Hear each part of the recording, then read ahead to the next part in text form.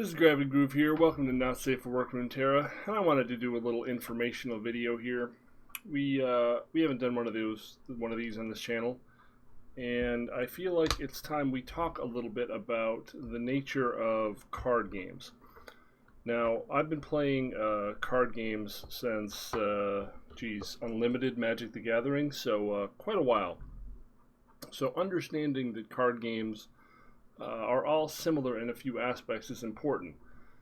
Poker being, the one that it's most often compared to, and a lot of Magic pros actually having been former poker pros, like I believe Eric Froeline, Efro, among other people, because a lot of the skills are transferable, right? You're drawing a limited hand, and you have to think probabilistically about what your opponent could have and what you could have. Of course, in strategy card games, this becomes infinitely more complex when you have to deal with the tremendous amount of variables beyond a 52 card deck possibility. You get into hundreds, if not thousands, of cards and potential possibilities and need to narrow those down. Now, a lot of that complexity is reduced when you get into real competitive play, as players find the optimal lines, the optimal cards, the optimal integrations, and those choices become funneled down to maybe a few hundred. Still significantly more complicated than poker, but you're still able to crunch numbers and get some idea of what's going on. Now, what value is all this number crunching? Why am I talking about this?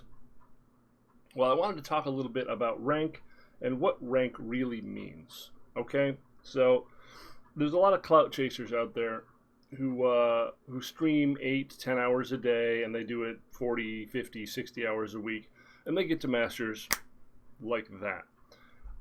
That's because Masters is not really an expression of skill, it's an expression of time. Now, I mentioned in one of my video descriptions, I think it was 5 or 6 days ago, that you can look up a lot of famous streamers' win rates through Mobilytics or other utilities that track their play and track their win rates. Usually they're between 52 and 58. In Magic the Gathering, it's a little bit higher actually. Some of the best in the world can actually get around 60% or over. I myself, in Limited, when Magic was still actually maintaining statistics, the Planeswalker point system, my limited percentage rates were around 73, 74%, which is unheard of.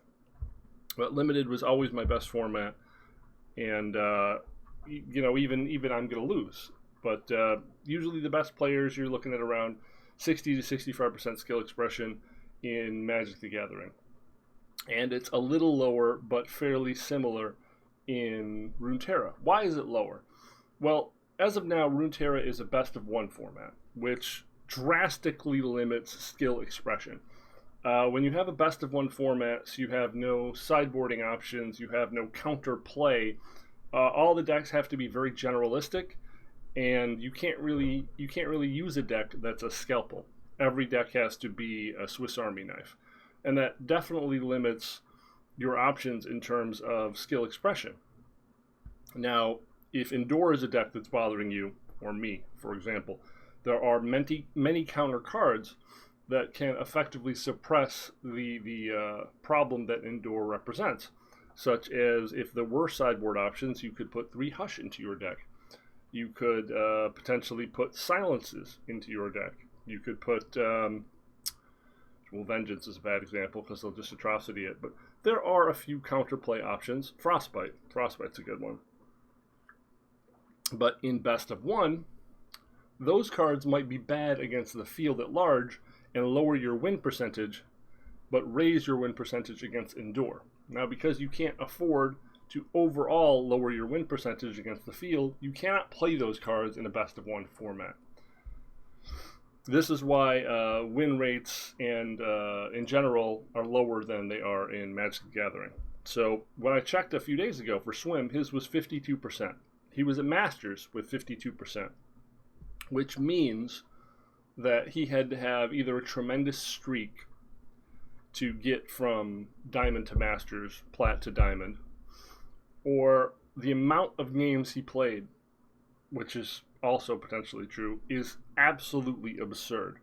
Because 52% means he's basically losing every other game, minus 2 games per 100. So he's winning 52 games out of every 100 he plays. Imagine how long it would take to rank up if you were losing every other game. This guy knows. What I'm trying to explain here is that because skill expression is so low, because it's a best of one format, we have luck playing a much greater factor in this game, perhaps than in Magic the Gathering or similar strategy games.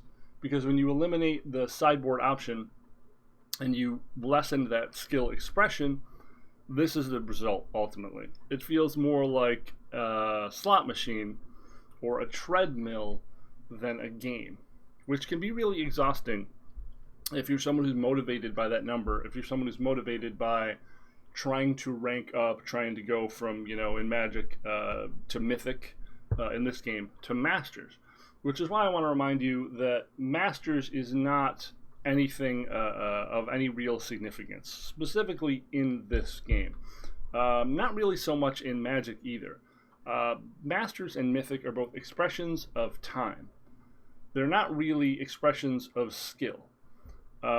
Anyone with slightly above average skills, even Swim with a 52% win rate, can grind to Masters given enough time.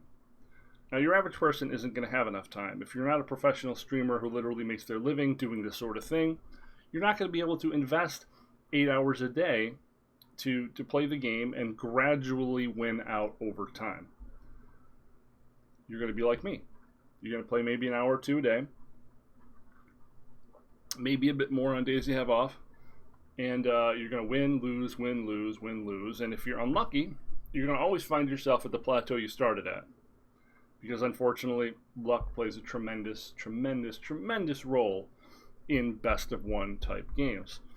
Your deck may have a great matchup against a bunch of the field, but you continually get paired up against your worst matchup.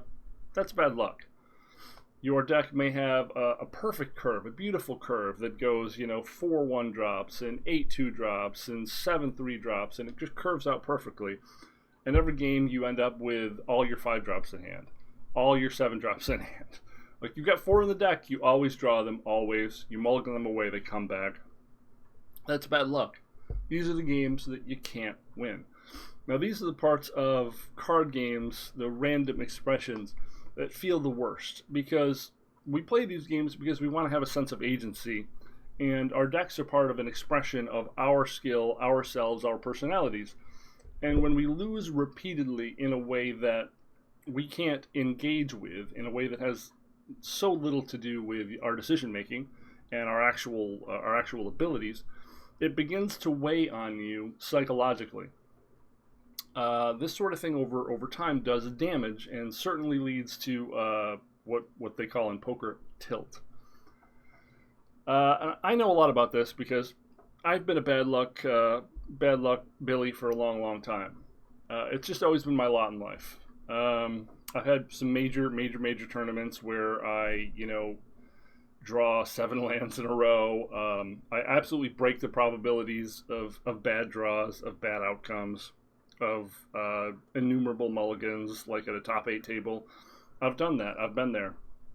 I've also lost out of a potential top 8 by 0.02% in tiebreakers. I had friends there that day, and the crowd communally groaned. That's bad luck, man. So if you continue to engage with a product like this, with a hobby like this, I want to make sure you understand that you need to not put too much of yourself in the result. You really don't want to have too much results-oriented thinking and think because some other guy has Masters, some other guy has Diamond, that they're a better player than you. That's virtually unquantifiable and almost always not going to be true. The only way to find that out is to play against them over a tremendous amount of sets and sample sizes. You're not going to do that. But just rest assured that on the average, the rank of your opponent, the rank you are, the rank of your friends, these things don't matter. That's important to know. especially when you're getting really beat up due to bad luck, due to repeated bad draws. You really need to think about, does this matter really? Does this matter in the long run? Is this important? Does this mean I'm bad at the game?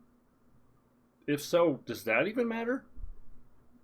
Rest assured, you're not that bad. You're probably pretty good.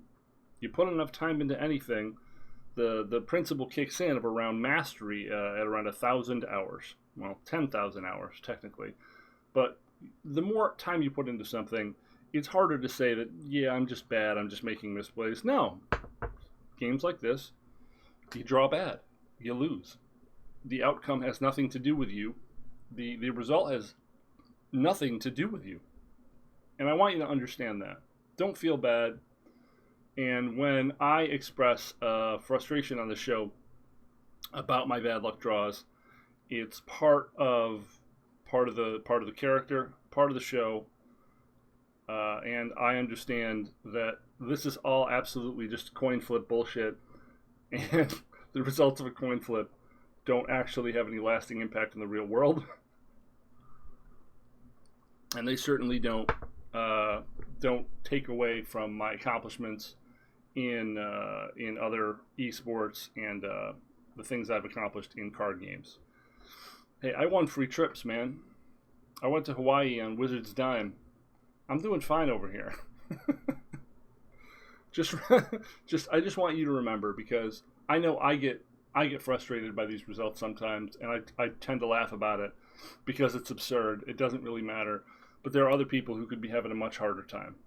Try to identify any areas where you made misplays. It's easier when you record games like I do. But try to identify any areas you feel like you're weak in and you make misplays. If you're playing one of the meta decks that generally has a favorable win percentage, 55% or higher, just keep playing it. And if you have fun, keep playing. If you don't, if you're not having fun, if you're sick of flipping the coin and always getting the wrong call, play something else. By the love of God, play something else. Play something where the result isn't randomized, where it's an expression of your skill. Play an old school game. Play fucking Dark Souls. Play, I like Binding of Isaac on Nightmare, the greedier mode. Play something where the result is determined by how good you are, so you can really feel that sense of pride, that joy, that accomplishment when you do the thing, to remember that, hey, you are good. You are capable. I'm Gravity Groove. This has been Not Safe for Work Runeterra. I hope you appreciate this information. I hope you can take it to heart. And we're going to get back to our regularly scheduled getting beat by RNG right away. Thanks so much for watching. Please subscribe, like, dislike, comment, actually. That's the most important thing. And, whatever you want to say, whatever you want to ask, I will respond to you. And thanks so much for your time. Later. Boom.